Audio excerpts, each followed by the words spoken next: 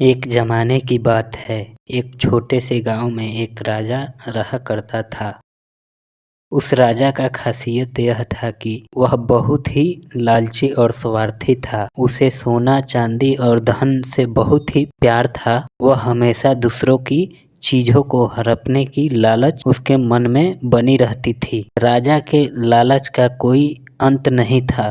वो अपने आसपास की छोटी छोटी चीजों में भी अपना फायदा के लिए हमेशा सोचता था। उसी गांव में एक और आदमी रहता था जिसका नाम रघु था। रघु मोची का काम करता था। वह बहुत ही मेहनती और ईमानदार इंसान था।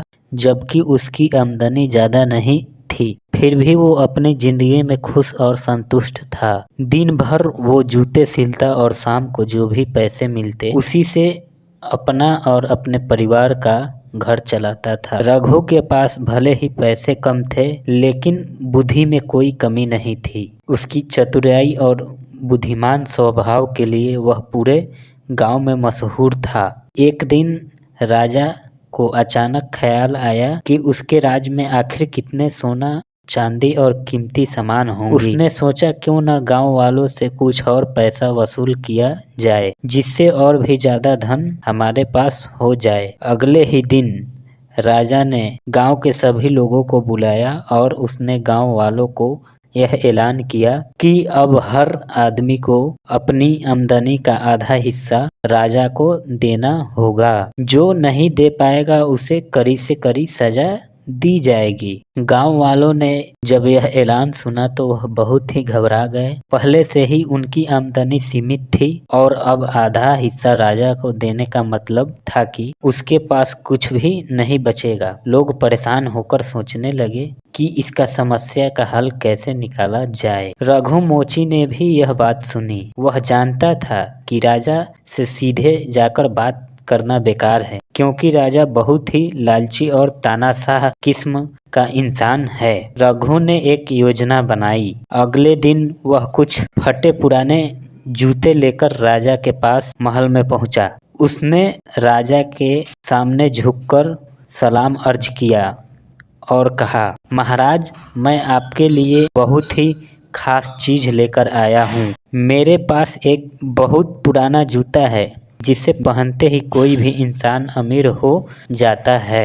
ये जूते ऐसे जादुई हैं कि जो भी इन्हें पहनता है उसके पास धन की कभी कमी नहीं होती। राजा ने जब यह बात सुना तो उसके होश उड़ गए और उसने सोचा, अगर यह ऐसा है तो मुझे इन जूतों को ही पहनना चाहिए। राजा ने लालच भरे मुंह से रघु से पूछा, क्या ये सच में ऐसा काम करता है? रघु ने चालाकी से कहा, महाराज, ये जूते बहुत ही पुराने और रहस्यमयी है। इन्हें पहनने के बाद इंसान को बहुत सारा धन मिलता है, लेकिन केवल वैसे लोगों को यह काम आते हैं जो पूरी तरह ईमानदार और निर्दोष हो। राजा को अब इस जूते की इच्छा होने लगी। उसने बिना सोचे समझे कहा, मुझे यह जूते पहनाओ। मैं तो एक राजा हूँ और मुझे किसी से क्या लेना देना। मैं बिल्कुल निर्दोष हूँ। रघु मुस्कुराया और बड़े अदब से राजा को जूते पहना दिए। राजा ने जैसे ही जूते पहने उसे थोड़ा सा अजीब सा लगा, लेकिन उसने सोचा कि शायद ये जूते का जादू ही है। कुछ देर बाद राजा ने महसूस किया कि जूते से पैर भारी होने लगे हैं। रघु ने राजा से कहा, महाराज, ये जूते जब तक पहनेंगे तब तक आपको बहुत सारा धन मिलेगा, लेकिन अगर आप इस जूते को उतार देंगे या किसी से इसका रहस्य बता देंगे तो आपकी सारी संपत्ति खत्म हो जाएगी और गायब हो जाएगी। राजा को ये सुनकर चिंता हुई, लेकिन फिर उसने सोचा कि वह सब कुछ अपने तक ही रखेगा और जूते को हमेशा पहनकर ही रहेगा। इसके बाद राजा ने रघु को कुछ सोने के सिक्के इन जूते के बदले में दे दिए और रघु खुशी खुशी अपने घर लौट आया। अब राजा पूरे समय उन जूतों को पहनकर ही रहता था। धीरे धीरे उसे लगने लगा कि उसकी चाल भी अजीब हो गई है और पैर दर्द करने लगे हैं, लेकिन वह इन जूतों को उतारने की हिम्मत नहीं कर पा रहा था। दूसरी ओर गांव वाले अब पहले की तरह मेहनत कर अपना जीवन जी रहे थे और राजा को कोई भी पैसा भी नहीं दे रहे थे, क्योंकि राजा खुद ही उन जूतों के रहस्य में उलझ चुका था। कुछ समय बीता और राजा की हालात दिन प्रतिदिन खराब होने लगी। उसके पैर फूल गए और वह दर्द से चिल्लाने लगा। एक दिन उसने सोचा, इन जूते का जादू का काम नहीं कर रहा है और ना ही मेरे पास कोई धन आ रहा है। शायद मुझे किसी से इसके बारे में सलाह लेनी चाहिए। परंतु उसे याद आया कि रघु ने कहा था कि किसी से ये रहस्य बताएंगे